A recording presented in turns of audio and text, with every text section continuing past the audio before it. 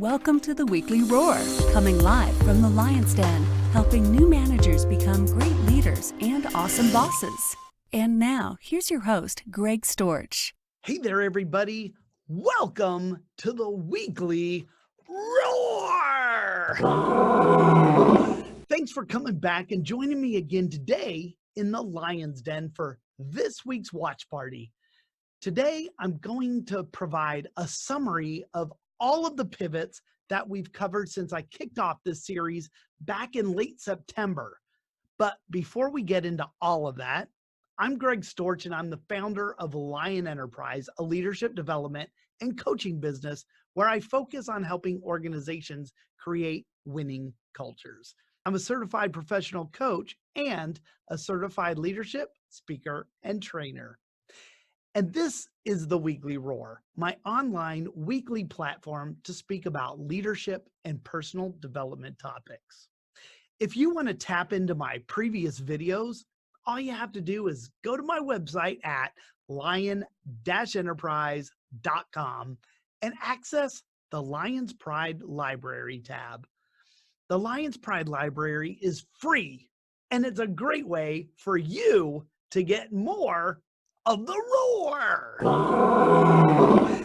Now, at the end of September, I started talking about these pivots, and these are pivots that we can all make as leaders to help us move from where we are now to where we need to go in the future to keep up with the changes that happen.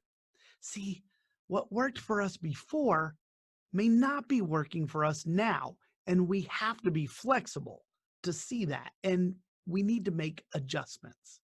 I call them pivots because it's similar to a pivot in basketball and even in business. It's when we plan ourselves where we're at currently, and then it allows us to change our direction in order to make a different move. What I wanted to do today is just provide a summary of the pivots I discussed over the past few months as kind of a recap or a summary of the changes. Let's jump right into the very first pivot. Now, my first pivot was making the pivot to place others before ourselves. This was a lesson on why it's important to move from me to we. One is just too small a number to accomplish anything of significance, and the sooner we understand that as a leader, the more successful we'll be. I likened this pivot to servant leadership, which, in my opinion, is all about bringing the best out of people by helping them to develop and grow. The potential of a group is always greater than that of an individual. The chances of success are exponentially multiplied when more people work together. I know that sounds simple, right? Teamwork makes the dream work. So in order to make a pivot to put others first, you had to think win-win, and you have to include others, not exclude them. You have to put them in the spotlight, and as the leader, take a step back. And that requires us to foster an abundance mindset to be able to do that. Now that I reminded you of this first pivot, if you think you need to make a change here, you can start by finding ways to add value to others. Be a giver, not a taker. Add value to others and do it as much as possible. Ask yourself where you might do better at putting others first. What's going on at work, at home? What's going on in your community or at your place of worship? Is there some way that you can turn the spotlight on others and start to add more value to them so that whoever you are leading is winning because you're putting them before yourself? The second pivot, that was about moving from changing our focus from just doing better to becoming better as a leader. Like I always say, where our focus goes, our energy flows. So we spoke about what happens when we're able to focus on our own growth. This one was really about changing the object of our focus from goals to growth. Now, that was the pivot where I shared the story about my time in the Navy, where I grew up in a culture that was really focused on goal setting. But setting goals, at least for me, kept me in this box, a continuous cycle, or this endless loop. But when I made the pivot to focus on my growth, I stopped thinking in terms of how long is this going to take? And I started thinking in terms of how far can I get? I also pointed out another difference between a focus on goals versus a focus on growth. And that was that focus changes from what I get out of it to what I'm becoming from it. One of the biggest points of this second pivot was that focusing on goals doesn't mean that you'll grow in the process, but focusing on growth ensures both. You'll grow and change, and you'll hit your goals along the way on your growth journey. So remember, you'll need to be okay with change. Change helps us to grow. Get excited about learning new things. And you can do that by becoming more curious and making your own growth a priority. Change the way you think and feel about failure and start to see failure as an opportunity to learn and grow. There's a lesson in every failure. Seek out others who are also growth-minded people. Like attracts like, and their influence on you will help you stay focused on growth. And know your value. You are worthy of the investment, and you have to believe that. You have to see value in yourself to add value to yourself. And you can add value to yourself by pivoting to a growth mindset. The third pivot I spoke about was on the importance of being a giver instead of a taker.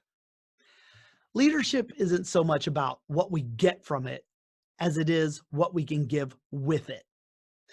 A lot of times people in leadership positions focus solely on the perks of the job, the benefits they're going to gain from rising to the top. This pivot was about seeing your position in leadership from the perspective of what it can do for others, what we can give by having the position, not what we can get. Being a leader sounds great, especially when you talk about all the bennies you might get from it. But the real payoff for being the leader doesn't come from the position and all the bennies. It comes from your willingness to pay the price, to set the example for others, to blaze that trail and show the way to the top so the climb for everyone else is easier than it was for you. Those of you that are making that pivot were faced with whether or not you're willing to pay that price for leadership. If you were, then you had to pivot away from focusing on what perks you get from being a leader to what price you have to pay to stay the leader. If you wanted to pivot, then I mentioned 3 things that you better take out of the leadership wallet and get ready to pay the price for.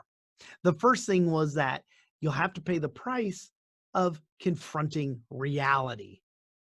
The reality is that leadership is hard, and being a successful leader is all uphill. Second, you have to serve as the example for others to emulate, and this is another cost that must be paid in full. And finally, the third price you should expect to have to pay is the price of consistency.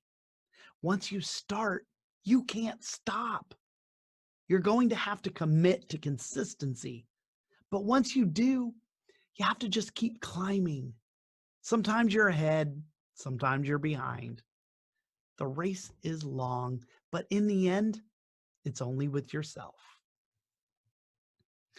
Then we moved into pivot 4.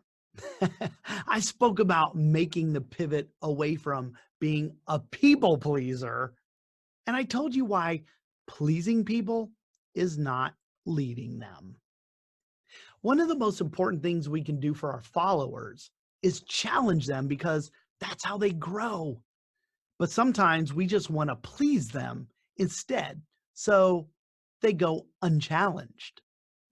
I shared some of the things we can do as leaders to help us make the pivot away from being a people pleaser and start focusing more on challenging people, to pivot away from what feels right for you to doing what's right for your people. The first thing was to take ourselves out of the equation, or at least don't make yourself the priority in every decision. You need to take the back seat. The second thing was to make sure we're valuing others. But before we can, we have to see our own value. To get the best out of people, you have to believe the best about them. And a third thing I mentioned during that pivot was the importance to develop the ability to care about the people you're leading while still being real. A good leader has the ability to balance both. Now, after that, pivot 5 came around, and I spoke about the pivot to help us move from stagnation to creation. It was about the importance to develop your abundance mindset. And that's what helps us to get more into a creative zone in our leadership. So if you were stuck in a box of doing the same old thing and never trying something different, then that pivot was just for you. And I shared 5 things you could start doing now to help become more creative as a leader. The first thing was to take the lead to encourage and support a culture of creativity. The second was to celebrate or highlight ideas. You don't want to stifle people's imagination by shooting down new concepts and ideas from those you're leading. The third thing was a reminder to model the behavior you want to see. And when you're asking people to get creative, you're really asking them to take a risk. And it takes courage to do that, right? So you have to model that behavior for them. The fourth thing was to encourage people to make decisions regardless of the outcome. And I shared my story with you about Phyllis when we worked in DC for the IT company. If they turn out to be the wrong decisions, let them fail forward from it. Don't create fear of failing. That's a sure way to stifle someone's creativity. And the final thing was a reminder to stop using that old phrase, if it ain't broke, don't fix it. I said, if it ain't broke, then break it and find a better way to put it back together. The pivot in week 6 was all about how to stop being selfish and start being selfless, how to help others forge their own paths. I spoke about how to stop worrying about yourself and how far you can get in life to helping others reach the pinnacle of their success.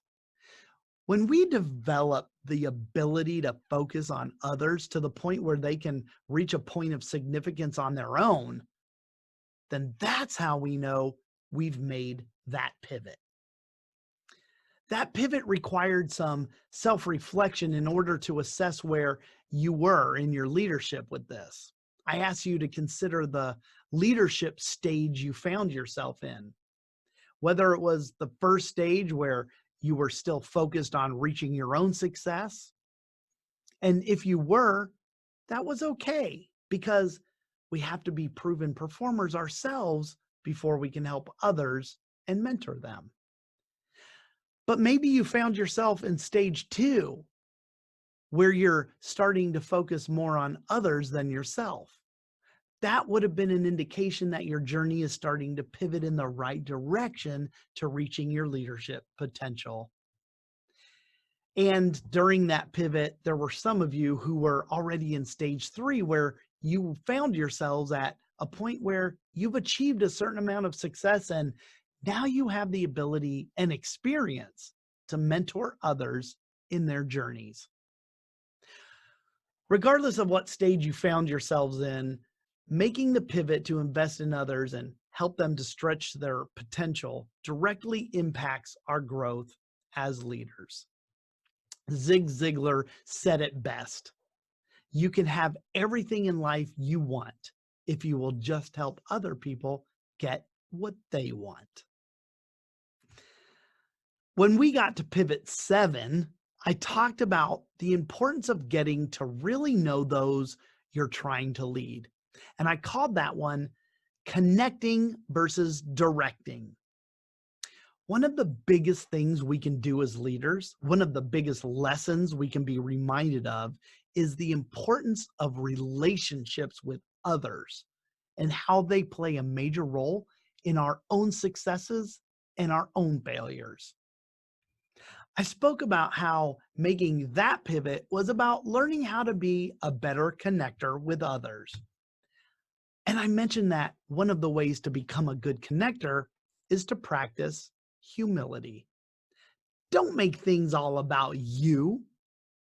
Try to always focus on others. I also mentioned that if you want to connect with people, you have to be willing to go first. You have to go to them and initiate. A simple way to start a conversation is to be curious about the other person and just ask questions. I advise you to ask questions and listen to their answers so you can find common ground. That's something that you both have in common that you can relate to. And when you do, you become more relatable and memorable. I also talked about the importance of developing the ability to actively listen to others and why being a good listener is a key ingredient to being a good connector. By developing the ability to connect with others, you are able to pivot from always dictating what others should do to collaborating with them. And that's what that pivot was all about. Then we reached pivot 8, and that was when we spoke about the importance for leaders to recognize the value of diversity and why getting away from a team of everyone being and doing the same will be the best move you can ever make. That pivot was all about understanding that there was no way we could all be the same when we're all diverse. During that weekly roar, I reminded you of the benefits of embracing the differences, embracing diversity on your own teams. And I shared the story of my upbringing in Daytona Beach and how I wasn't even exposed to other cultures, religions, beliefs, and ways of doing things differently until I joined the Navy. I was able to share some things to consider when it comes to leading and managing teams and why you would want to embrace diversity amongst your team members. One of them was that having differences among team members contributes to adding more collective knowledge. Another one was getting different perspectives, which helps to widen our leadership view. And another thing was that it could bring more experience to the table, and that helps increase the chances of achieving what it is you're trying to accomplish. The thing with this pivot is that good leaders can see that diversity is one of the best ways to build a world-class team. Bringing others on board who complement your weaknesses, who bring other views and opinions to the team, should be valued, not feared. A lot of us already got it, but some of the leaders, they tend to avoid it because diverse teams can also produce conflict.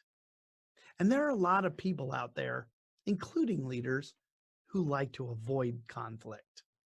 This was a good pivot to prompt reflection, to think into your current teams and your networks and assess whether you're interacting with people who tend to be the same as you or people who tend to be different. Even though we're all different, at the end of the day, There are just some things that remain the same for all of us, and that is that we all want to be valued and we just want to be heard. Okay, let's keep moving along to pivot 9. I loved this pivot. This is when we talked about where our authority to lead comes from. And I mentioned several different places that that authority could come from, such as seniority or position or being a mentor, even situational. This pivot was specifically about how to pivot towards developing your authority, and at the other end of the spectrum was your moral authority. And that's what that pivot was all about. I described it as the leadership influence that comes from who we are as a person rather than the position we hold. And I also mentioned that we develop it by consistently walking the walk and talking the talk. It really comes from just being consistently authentic. Now, one of the most important points I made during that pivot and about moral authority was that no matter how hard we work to develop it, it isn't in our control. It is actually given to us by others who see us as living a life of consistent authenticity. In that pivot is where I shared the 4 C's needed in order to be able to pivot in the direction of developing your moral authority. And that first C stood for competence. And competence was that we needed to have the ability to actually lead others well. And the second C, well, that was for courage. And that was our ability as leaders to move forward despite our fears. We had to model that behavior. And the third C, well, that stood for consistency. And that's the attribute of leaders that gives them the ability to do well all the time, not just some of the time. And here was a quotable moment from that pivot when I said, quote, consistency is achieved when we align our convictions to our behaviors, unquote. Okay, the 4th C. That 4th C was for character. What we do as leaders when no one is looking. I shared how authenticity and integrity were essential parts of our character and why it's important for us not only to do the right things when people are watching, but probably more importantly, to do the right thing when nobody is watching. You know, the cool thing about that pivot was that it will increase your influence on others. And not only that, but it will also increase your influence and help you get buy-in from your own followers and stretch beyond your circle of influence. And it'll help you start to impact those who aren't under your formal leadership as well. Woo, we're cruising right through these. Hey, the week before last, I shared pivot number 10 when I was talking about transforming our leadership by describing how to pivot from being a leader who knows how to lead to a leader who knows why they lead. That's right. We spoke about becoming a transformational leader. And we also talked about what the word transform really means. And when I defined it, it really made a lot of sense what transformational leadership was. This was about our ability as leaders to inspire others to be more, dream more, do more, and become more. I shared some of the characteristics of transformational leaders, and I shared the actions that we can take to make that pivot. The first action was that we had to be clear on what a transformational leader does by embracing some of their common characteristics. The second action was about focusing on our own transformation first, because we can't give what we don't have. Everything always starts with us as leaders. Another action was to move from knowing to doing. We've got to take actions based on the internal changes that are going on within us. You have to live the way you want to lead. And then the fourth action needed was to create the right environment with the right resources that supported the needed changes. And it's the responsibility of the leader to create that right environment. And then finally, that last action was to make a commitment to making a difference with others. We need others to achieve anything of significance. One is just too small a number. Change can only happen when transformational leaders commit to the change. And now that brings us to last week's pivot, pivot number 11. This was an awesome weekly roar, and I had so many of you in the room with me as I discussed knowing what you were born to do. That's right, finding your calling. I talked about the 3 stages that we find ourselves in at any given point in our lives, whether that be just having a job, developing our careers, or actually following our calling. I spoke about how having a job provides us with the means to support ourselves and our families, but our satisfaction isn't derived from the work itself. Our satisfaction is coming from activities away from work, not from it.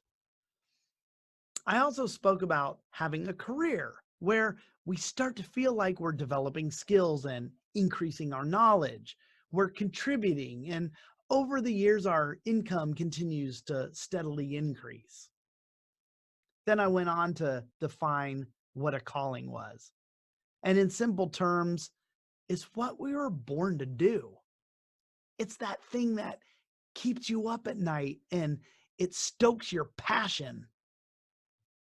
One of the biggest takeaways from that pivot was that it's never too early and it's never too late to heed our calling in life.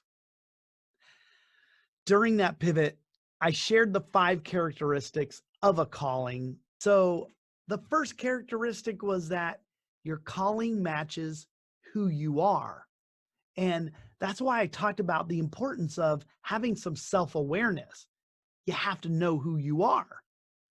I gave you some questions you could ask yourself that would help you start to think about what your calling might be. Like, what would you do if money wasn't an issue? Or when people ask for your help, what's the most common thing they ask you to do for them? The second characteristic I mentioned was how your calling is going to tap into your passion. Your calling is something big, and your passion is the fuel that will take you all the way to the end. Without a passion for what you've been called to do, you might quickly find out that it isn't a calling, it's a hobby. Identify your passion by asking yourself, what keeps you up at night?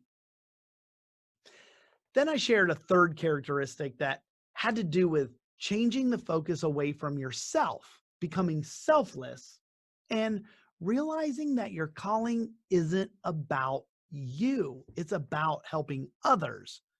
You are not the center of it all. You're the conduit in which your calling passes through to others. The fourth characteristic was that your calling, it's bigger than you. It's going to make you feel uncomfortable and intimidated. But if it's your calling, you're going to feel compelled to fulfill it despite how uncomfortable it is. And then finally, the fifth characteristic that I shared with you was that it's the one thing that will bring you true fulfillment to your life. It's the one thing that if you heed the calling, you're sure to live a life without regret. It's that feeling that when you're engaged in your calling, that you were born to do it. Our calling is the gift we give the world while we're still alive. Okay, now I feel complete with this recap on my series, Inevitable Change, Making Pivots in Your Leadership. I thank you guys so much for joining me for the weekly roar. I appreciate all of you so much. Hey, just a friendly reminder before we sign off, help me influence other leaders and help them grow by sharing out the link to this weekly roar video that I'm about to post in the Lion's Den once this watch party is over. And don't forget, the watch party link doesn't stay active for replay, so don't share that one out. It's useless. I'm going to be back here next week, and I'm pretty sure I'm going to do the weekly roar live with a year-end wrap-up before I head into the year-end reflecting and planning mode for the remainder of 2019. So be on the lookout for my next event notification to find out what's in store for the weekly roar. All right, everybody, until we meet again, remember, be powerful, stay poised, just like a lion. Bye, everybody. Thanks for watching the Weekly Roar live event at lionenterprise.com. If you enjoyed this video, please tell others to join us each week here in the Lion's Den. Thanks again, and see you next week.